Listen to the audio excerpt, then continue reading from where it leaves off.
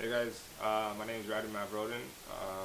First year in Teachers College or College of Pedagogy here in Canada. And today I'm just going to talk to you real quick about tribes and what tribes is.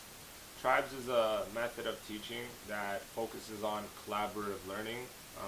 So rather than the teacher sitting at the front of the classroom and transmitting information to students and lecturing them, uh, students are placed in groups, little pods, and they're able to work collaboratively in teams. This approach is pretty hard to implement, but tribes, this is the book here, it teaches you various ways to help your classroom become a community over the course of the year. So tribes, essentially what they look at is they um, suggest that teachers should focus less on delivering curriculum, memorizing facts, and the transmission of knowledge to students. So basically the teacher standing at the front of the classroom and talking to students, and more on active learning, doing activities with students, hands-on work, working in groups, and having kids work with other kids in the classroom, so switching up groups. Lastly, one of the more important things that Tribes talks about is reflective learning.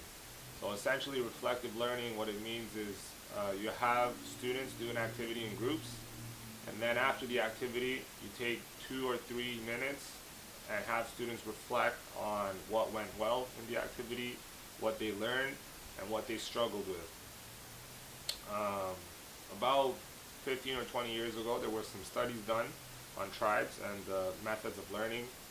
What they did is they took 100 students in grade 3 and separated them into 3 groups, group A, group B, and group C. They tested those students after 5 weeks of teaching them curriculum, and then they retested those students 3 weeks after in order to see how much information from what they actually studied they actually retained in their minds. So these were the results of the study. So basically, Class A, so 30 of those students, after 5 weeks of learning a unit, they all scored about 65%. This was the traditional teaching method where the teacher just transmits information to the classroom or just lectures. And after 3 weeks, those same students all got 58% on their tests. Not that effective. Class B, okay, they just had collaborative learning. So after 5 weeks of learning the unit, they scored class average of 78 on their tests. After 3 weeks, the second test, test 2, when they retested them, they got 73%. So still a high rate of retention. Class C was collaborative and as well as reflection at the end of exercises.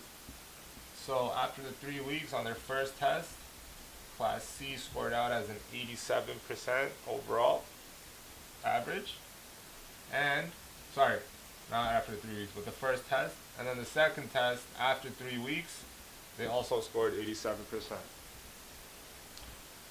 This basically meant that the rates of retention in group learning and reflecting on it after the activities was a lot higher than the traditional learning method where the teacher stands at the front of the classroom and talks to the students.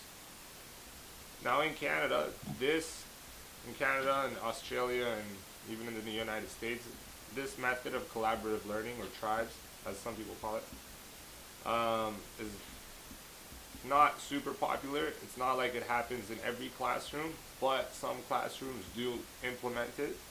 For example, in my classroom and the teacher that I'm working with this semester, everyone's sitting in groups, and he's implementing the tribes framework for grade 7s, and it works really, really well. That was my short video. Thank you very much, and good night.